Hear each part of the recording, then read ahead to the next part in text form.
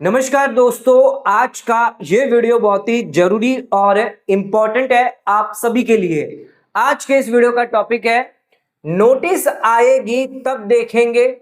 ये सोच कितनी भारी पड़ सकती है आप लोगों पे, ये जानना आपके लिए जरूरी है। दोस्तों, कई लोग यहाँ पर हमसे आईटीआर चेक करवाते हैं, जिसके लिए हमने व्हाट्सएप खुला रखा है 8799144520। इस नंबर पर आप हमें व्हाट्सएप करके एक छोटा सा अमाउंट चार्ज किया जाता है, जिसके बाद आपके आईटीआर चेक की जाती है। कई लोग यहाँ पर मैसेज लोगों को आ रहे हैं इनकम टैक्स डिपार्टमेंट की तरफ से कि उनकी आईटीआर में गलत रिफंड है या गलत वो लोग क्लेम कर रहे हैं, तो अपने आईटीआर जो वो 31 दिसंबर से पहले सुधार लें, अदरवाइज आपको पेनल्टी टैक्सेस आगे देने पड़ सकते हैं, क्योंकि इनकम टैक्स डिपार्टमेंट ऐसे लोगों को जिन्होंने गलत रिफंड लिया है छोड़ने वाला नहीं है। अब एक व्यक्ति से बात हुई तो उनको हमने डिस्कशन किया, बताया कि आपने कुछ गलत क्लेम्स लिए हैं, लेकिन उनका यही कहना था कि नोटिस आएगी तब देखेंगे। अभी तो हमारी आईटीआर प्रोसेस हो जाएगी तो हमें कोई दिक्कत नहीं है, जब नोटिस आएगी तब देखेंगे। तो हमारा यह कहना है कि नोटिस आएगी तब आप देखोगे, तब आप देख नहीं पाओगे। आइए अभी आपको बता दें कि नोटिस होती कैसे है। थोड़ा सा नोटिस का आनंद तो आपको आना चाहिए कि अगर इनकम टैक्स डिपार्टमेंट से आपको अगर नोटिस आती है तो क्या क्या आपका इनकम टैक्स डिपार्टमेंट आपसे पूछ सकता है, क्या क्या मांगता है, आइए जानते हैं। और ज्यादातर जो नोटिसेस आ रही है इस बार या पिछले सालों की, वो है 133(6) में। ध्यान रखिएगा, ये वो सेक्शन है जिसमें कोई टाइम लिमिट नहीं है। यहां पर कोई 3 साल, कोई 5 साल या कोई 10 साल की टाइम लिमिट नहीं है। कभी भी यहां पर आपको नोटिस आ सकती है, आपसे कभी भी इंफॉर्मेशन मांगी जा सकती है, डॉक्यूमेंट मांगे जा सकते हैं, एविडेंस मांगे जा सकते हैं, जो भी आपने क्लेम किए हैं आईटीआर में। आइए देखते हैं। सबसे पहले ये पहली नोटिस है, क्या कहा जा रहा है, calling for information under section 133(6). अब ये नोटिस जो आई थी वो पिछले साल आई थी और यहां पर 3 सालों की डिटेल मांगी है। असेसमेंट ईयर 21-22, 22-23 और असेसमेंट ईयर 23-24 की भी। तो यहां पर 3 सालों की डिटेल आपसे मांगी जा रही है एक बार में ही। तो यहां पर देखिए, आपने आईटीआर यहां पर फाइल करी थी 21-22, 22-23, 23-24 और आपने यहां पर रिफंड क्लेम किया था। जो भी रिफंड अमाउंट है वो क्लेम किया था, लेकिन रिफंड कैसे क्लेम किया था, आपने यहां पर जो है कुछ एग्जम्पशन लिए थे सेक्शन 10 के अंदर। हम लोग बार बार कह रहे हैं सेक्शन 10 के अंदर जो भी आप एग्जम्पशन लोगे, इसके रिगार्डिंग आपके पास डॉक्यूमेंट प्रूफ होने जरूरी है। लोग यहां पर एग्जम्पशन ले रहे हैं, एचआरए का क्लेम ले रहे हैं, लीव ट्रैवल अलाउंस ले रहे हैं, डीए का भी यहां पर बेनिफिट ले रहे हैं, जबकि डीए का टैक्सेबल होता है, बोनस ले रहे हैं। सेक्शन 10 के अंदर यहां पर सीधे सीधे 3 लाख 5 लाख इस तरह से आप अलाउंस ले रहे हैं। ध्यान रखिएगा, income tax department CPC ITR process कर देता है, लेकिन बाद में इस तरह नोटिस भेज के आपसे एविडेंस मांगे जाते हैं। तो अगर आपने एग्जम्पशन लिया सेक्शन 10 में, सेक्शन 24B, या फिर आपने चैप्टर 6A के अंदर डिडक्शन लिए, एटीसी, एटीडी मेडिक्लेम हो गया, एटीडबलडी डिपेंडेंट डिसेबिलिटी, एटीडीडीबी सेल्फ डिसेबिलिटी अगर आपको है, या फिर एटीजीजीसी पॉलिटिकल पार्टी में आपने कंट्रीब्यूशन किया है, एटीयू खुद को डिसेबिलिटी है, तो इस केस में आपको यहां पर जो है इंफॉर्मेशन मांगी जाएगी 133(6) के अंदर। इस पावर को एक्सरसाइज करके इंफॉर्मेशन एंड एविडेंस मांगा जा रहा है। एविडेंस मतलब प्रूफ लाइए, आपने जो भी एग्जम्पशन लिए हैं, डिडक्शन लिए, इसका प्रूफ दीजिए। ये प्रूफ आप नहीं दे पाए, ये प्रूफ अगर गलत हुआ, लॉ के हिसाब से नहीं है, आपका पूरा का पूरा रिफंड रिवर्स करवाया जाएगा। और ध्यान रखिएगा 50% की यहां पर पेनल्टी लगाई जाएगी, क्योंकि अंडर रिपोर्टिंग यहां पर मानी जाएगी। जो डिडक्शंस और एग्जम्पशन आपने क्लेम किए, इसके एविडेंस आपको देना बहुत ही इंपॉर्टेंट है। तो ये ना समझे कि हमारी सैलरी स्लिप के अंदर अगर आ रहा है तो हमें मिल जाएगा। सैलरी स्लिप के अलावा भी यहां पर आपसे कई सारे डॉक्यूमेंट मांगे जा सकते हैं। तो फॉर्म 16 तो आपसे मांगा जाएगा। एग्जाम्पल के तौर पर मान लीजिए आप एचआरए का क्लेम लेते हैं, आपने ले लिया हाउस रेंट अलाउंस, आपने रेंट पे किया, आप कह रहे हो मैंने रेंट पे किया, तो यहां पर आपके पास रेंट एग्रीमेंट होना जरूरी है, मैंडेटरी है। साथ में आपने पेमेंट बैंक से करी है तो बैंक स्टेटमेंट मांगा जाएगा जहां से आपने पेमेंट करी है।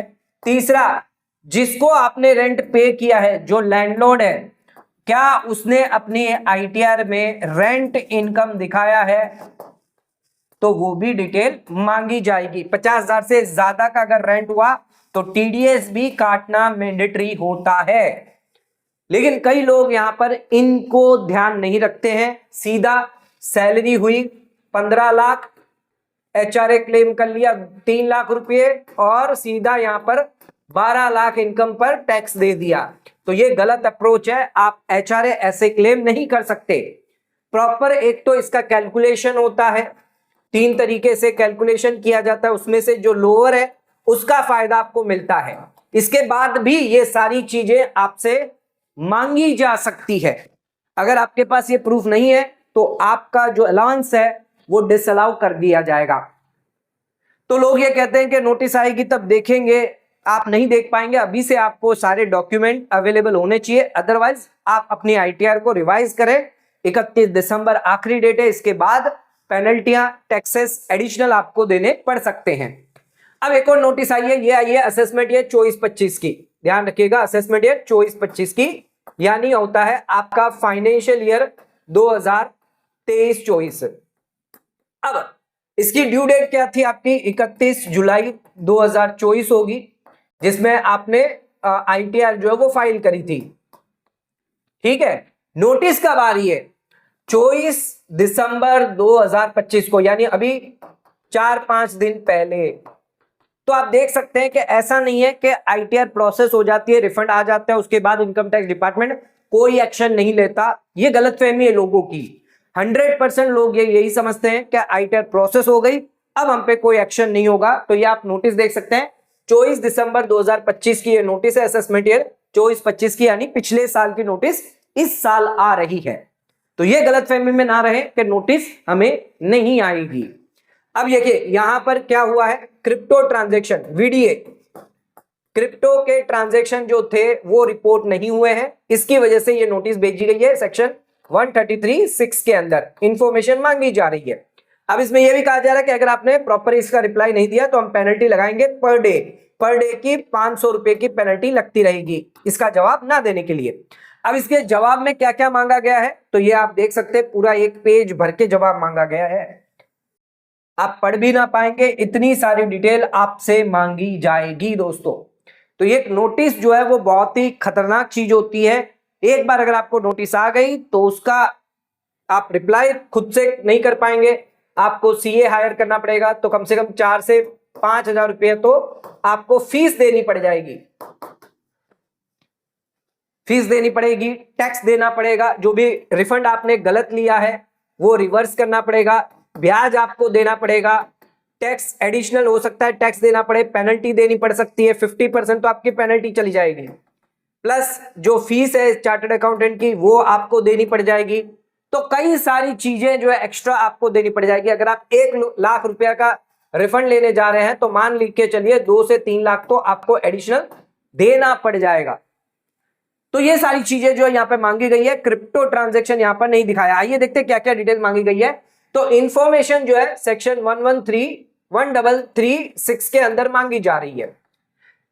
इनकम टैक्स डिपार्टमेंट का कहना है कि हमारे पता चला है कि एसएफटी फाइल हुआ था, यानी जहां पर हमने क्रिप्टो ट्रांजैक्शन किया था, ज्यादातर लोग कॉइन डीएक्स में करते हैं, तो वहां से उन्होंने रिपोर्ट किया है आपके virtual digital asset, crypto related, NFT related या कोई और इंस्ट्रूमेंट में आपने फाइनेंशियल ईयर 23-24 असेसमेंट 24-25 में ट्रांजैक्शन किए थे जो आपके रिपोर्टेड नहीं हुए हैं, आपने आईटीआर में इसको अंडर रिपोर्ट किया है या रिपोर्ट नहीं किया है, आपके एआईएस में ये रिफ्लेक्ट हो रहे हैं। ठीक है, तो ये ट्रांजैक्शन में यहां पर डिफरेंस क्यों है, एक्सचेंज प्लेटफॉर्म में मिसमैच क्यों है, ये हमें जरा बताइए। आपके एआईएस, टीआईएस और आईटीआर मैच क्यों नहीं है, इसके रिगार्डिंग हमें जो इंफॉर्मेशन चाहिए पूरी की तरह से।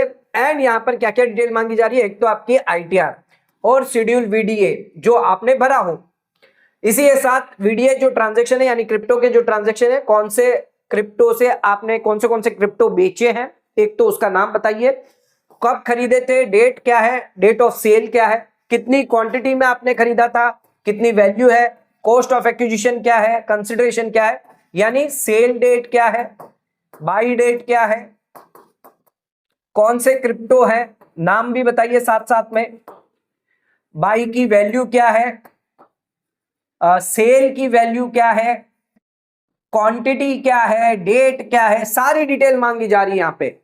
कौन से प्राइस पे, रेट पे खरीदा गया है, बेचा गया है, सारी चीजें मांगी जाएगी आपसे। कौन सा एक्सचेंज प्लेटफॉर्म यूज किया गया है, ब्लॉकचेन वॉलेट एड्रेस बताइए, ट्रेड लेजर स्टेटमेंट बताइए, डाउनलोड करके दीजिए जो भी आपका एक्सचेंज है वहां से। बैंक स्टेटमेंट भी मांगा जाएगा, आपका जो इनफ्लो आउटफ्लो हुआ है क्रिप्टो का, उसके रिगार्डिंग हमें बैंक स्टेटमेंट भी चाहिए आपका। टीडीएस सर्टिफिकेट फॉर्म 26AS, अगर कोई टीडीएस कटा हुआ है तो उसकी डिटेल दीजिए। अगर ध्यान रखिएगा क्रिप्टो आपको गिफ्ट में मिला है तो ये भी आपको आईटीआर में दिखाना मैंडेटरी होता है। नाम और पैन ऑफ डोनर, जिसने आपको क्रिप्टो दिया है उसका नाम लाइए, पैन कार्ड लाइए, वैल्यू लाइए, डेट लाइए, ट्रांसफर की रीजन क्यों डिस्क्लोज नहीं किया आपने आईटीआर में। जो भी आपको क्रिप्टो मिला है चाहे गिफ्ट में भी क्यों ना मिला, आपको आईटीआर में दिखाना मैंडेटरी है।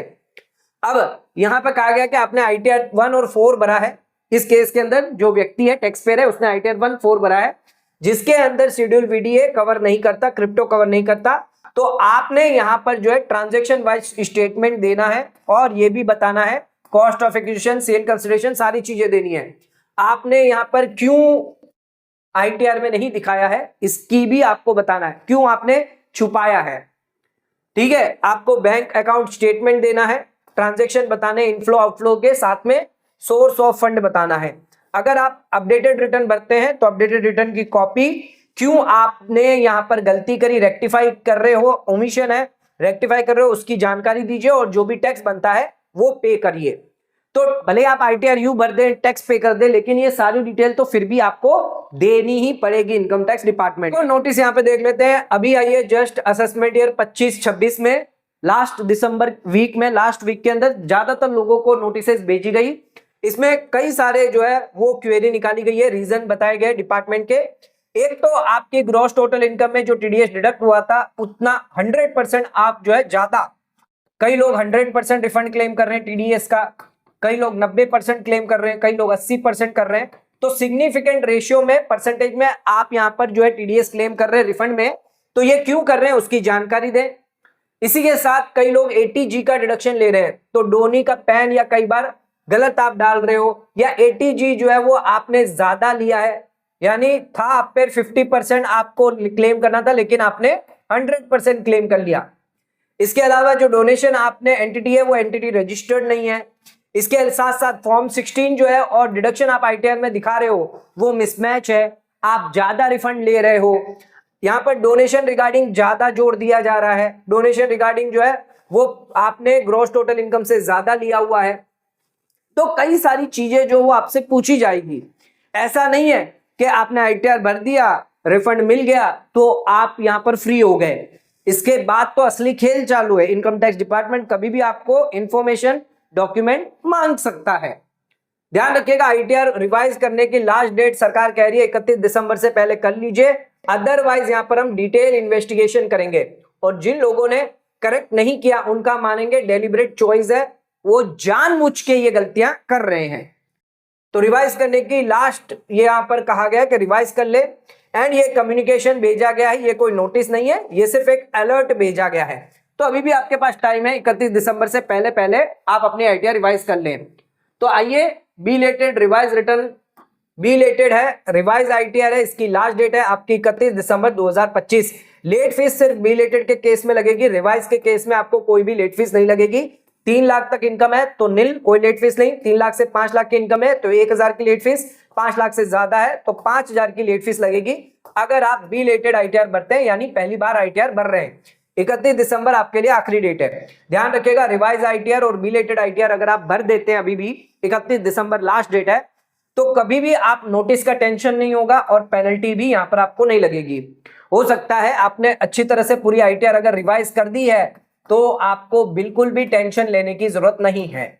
आईटीआर रिवाइज करवाना चाहते हैं 8799144520 पर आप व्हाट्सएप करें, ध्यान रखिएगा कॉल ना करें। व्हाट्सएप के माध्यम से आप हमसे संपर्क कर सकते हैं। 1 जनवरी के बाद ध्यान रखिएगा, आप ITR ना ही बिलेटेड फाइल कर पाएंगे ना ही रिवाइज कर पाएंगे, आपको ITR यू में जाना होगा।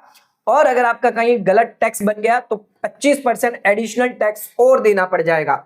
तो अपनी मिस्टेक्स जल्द से जल्द सुधारे, सभी ट्रांजैक्शन अपने ITR में दिखाए, चाहे शेयर मार्केट के हो, क्रिप्टो के हो, विनिंग के हो, प्रॉपर ITR में डिस्क्लोज करें। नहीं करोगे तो सीधा 133(6) की नोटिस आएगी, इंफॉर्मेशन मांगी जाएगी और फिर टैक्स पेनल्टी आप पर देनी पड़ जाएगी। ध्यान रखिएगा, एक्सेस डिडक्शन अलाउंस भी अगर आप लेते हैं तो भी आप नहीं बच पाएंगे। गलत रिफंड लेने वाले, फेक रिफंड लेने वालों को सरकार नहीं छोड़ेगी। तो जो लोग ये कहते हैं हम अभी तो रिफंड ले लेंगे, CPC प्रोसेस जब कर देगा, बाद में नोटिस आएगी तब देखेंगे, ध्यान रखिएगा जब नोटिस आएगी तब आपको रिफंड रिवर्स भी करना है, ब्याज भी देना है जितने समय तक आपने ये रिफंड लेकर रखा हुआ है। इसके साथ पेनल्टी भी लगाएगी और जिनसे आप नोटिस का रिप्लाई करवाएंगे, चार्टर्ड अकाउंटेंट हो गया या कंसल्टेंट होंगे, वो अपनी फीस भी चार्ज करेंगे। तो यहां पर एक हाई अमाउंट की फीस आपसे ली जाएगी। तो ये गलतियां क्यों करना, क्यों ज्यादा पैसे देना, जबकि 31 दिसंबर से पहले अगर आप अपनी ITR रिवाइज कर लेते हैं या रिटर्न भर देते हैं, अभी तक नहीं भरी है, ट्रांजैक्शन प्रॉपर दिखा दीजिए, नहीं तो आपको ये दिक्कत परेशानी आने वाली है। आने वाले समय में सरकार और स्ट्रिक्ट होने वाली है और नोटिस लोगों को भर भर के भेजने वाली है। अभी तो सिर्फ थोड़े लोगों को ही नोटिस भेजिए, लेकिन आने वाले समय में ज्यादातर लोगों को नोटिस आ सकती है। तो दोस्तों, नोटिस ना आए ऐसा काम ही क्यों करें, क्यों गलत रिफंड ले, अभी से समझ जाएं, क्योंकि इनकम टैक्स डिपार्टमेंट AI लगाकर सभी को नोटिस भेजने वाला है। जिन लोगों को मैसेज आ चुके हैं, जिन लोगों को ऑलरेडी पिछले सालों में नोटिस आई हैं, वो फिर भी अगर गलत क्लेम लेंगे तो आपको 100% नोटिस आनी ही आनी है। आज का वीडियो अगर आपको पसंद आया तो वीडियो को लाइक से सब्सक्राइब करना ना भूलें, वीडियो को ज्यादा से ज्यादा शेयर करें ताकि और लोगों तक इसकी नॉलेज पहुंच सके। आज का वीडियो खत्म करते हैं, धन्यवाद।